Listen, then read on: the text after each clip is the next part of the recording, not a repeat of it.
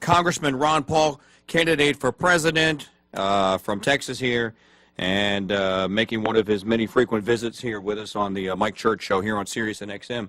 Congressman Paul, how are you, my friend? I'm doing fine, thank you. Good to be with you again. Well, look, can I start off by saying, since I've known you for a number of years, congratulations to you and your campaign for Saturday. Well, thank you very much. I think they worked very hard and did a great job. Now, where is the campaign this week?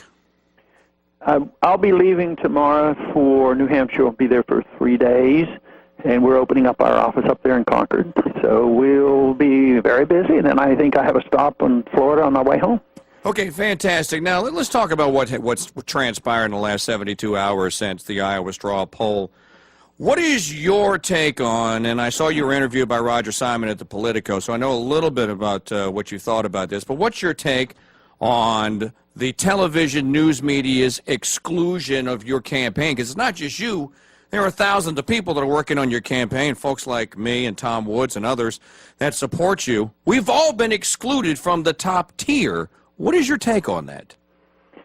I don't think it's an accident. There's no doubt about it. But the big question is how paranoid should you get and how conspiratorial must you get?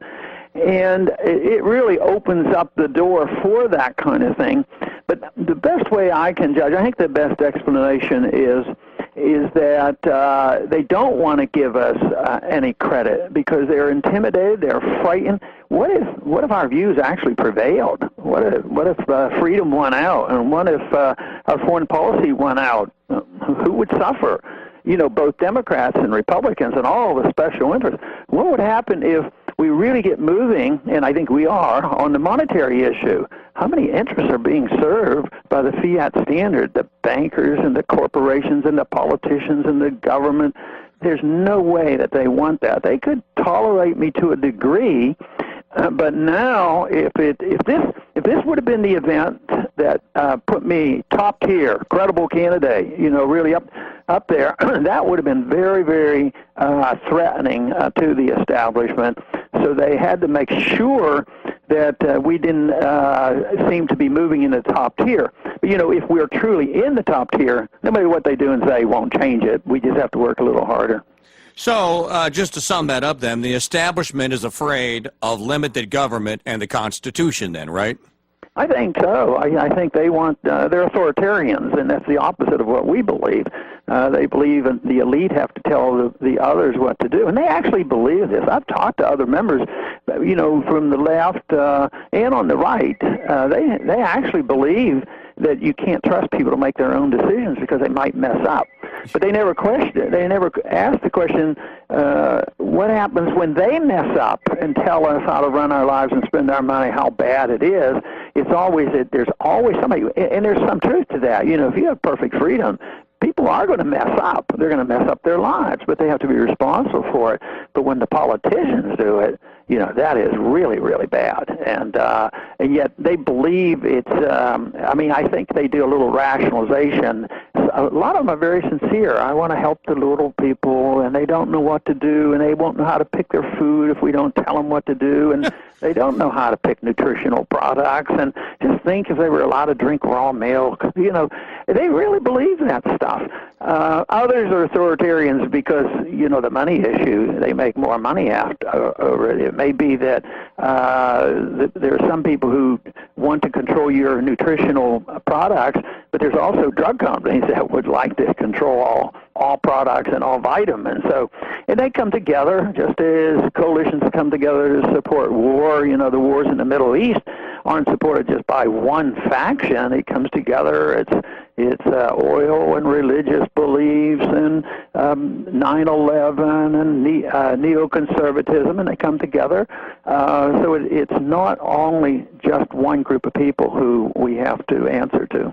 Yeah, there's an awful lot to be said for that. Let's go back to Thursday night. You got a chance to answer a question about Iran. And I don't have the question here in front of me, but it was something to the effect of, okay, what would you do about Iran? Now, the answer that you gave caused your detractors on foreign policy to double their efforts to paint you as, well, he's weak on defense and he's crazy, he's going to get us all killed and what have you there. Let me just ask you point blank.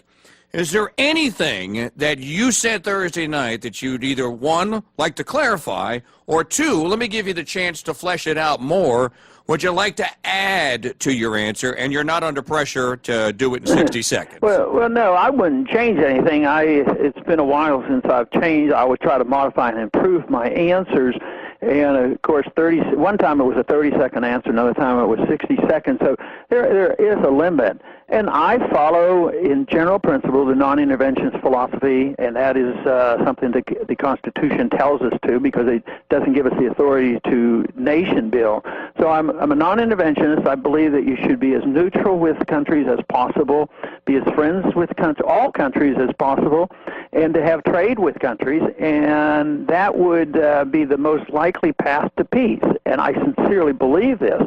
So when we opened up the doors of trade with China, I thought this was a great idea. And now, compared to when I was in high school when we were killing each other, we still have our problems, but at least we're trading, and we're not on the verge of it, even though some people would like to stir that up. So I would treat Iran the same way. I would treat them as much of a friend as they want to, and the Iranian people are on our side for that.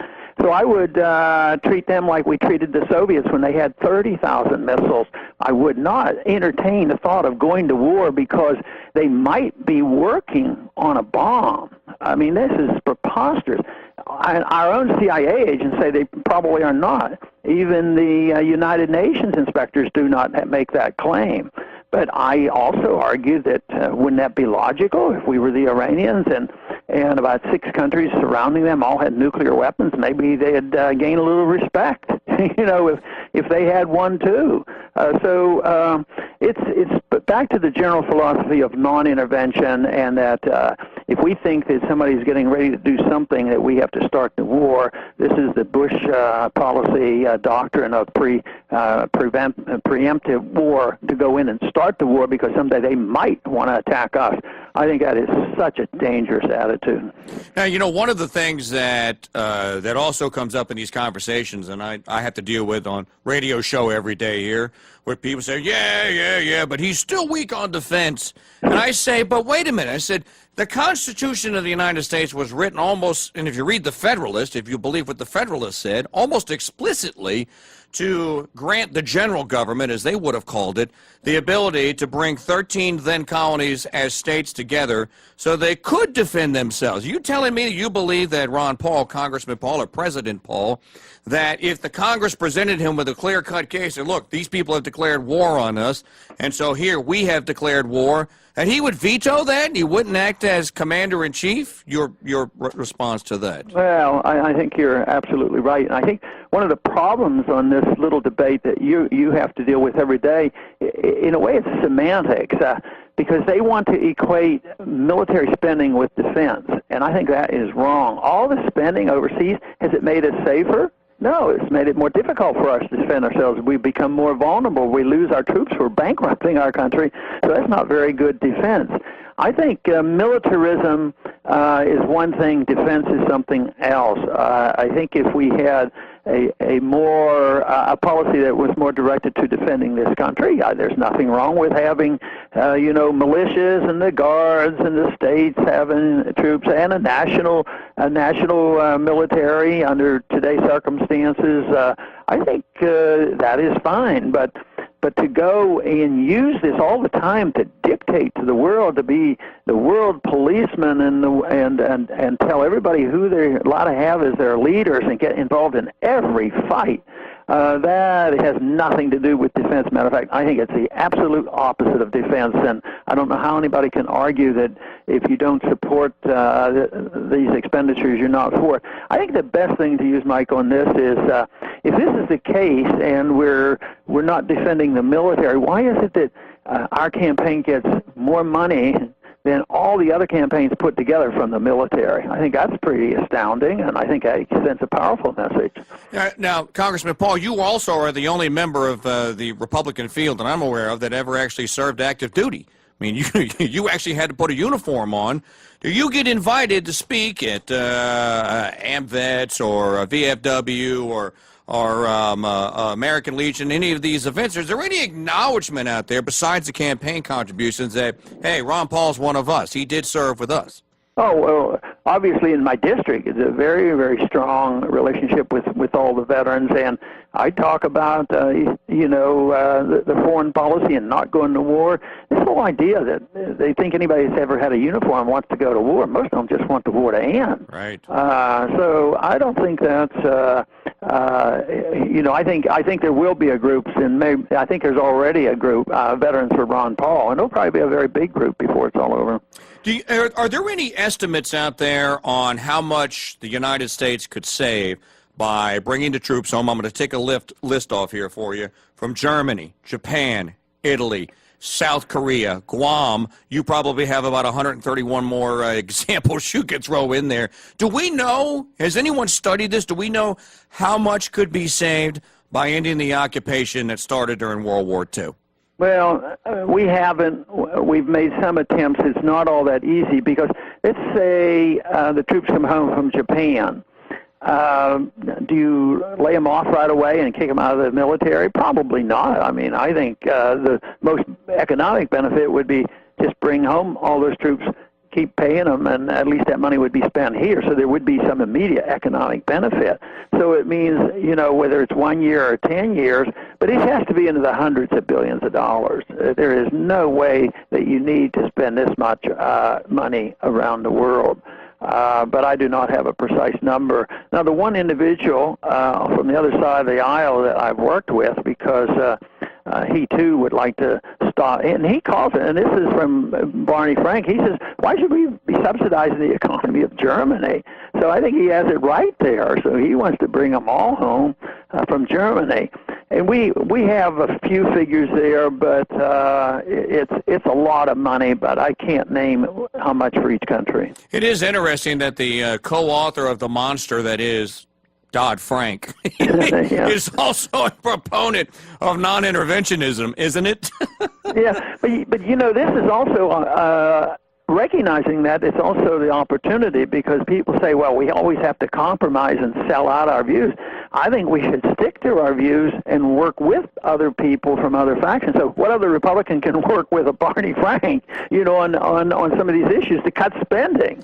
And also from the left, just think I can get the left to say that we have to defend states' rights. And if you're called a states' righter, you're for slavery and you're an evil person, because that's wrong. But what about arguing the case for states' rights for California to allow sick people to use marijuana because it helps them with their medical problems? But all of a sudden we have people on the left saying, oh yeah, states' rights are good.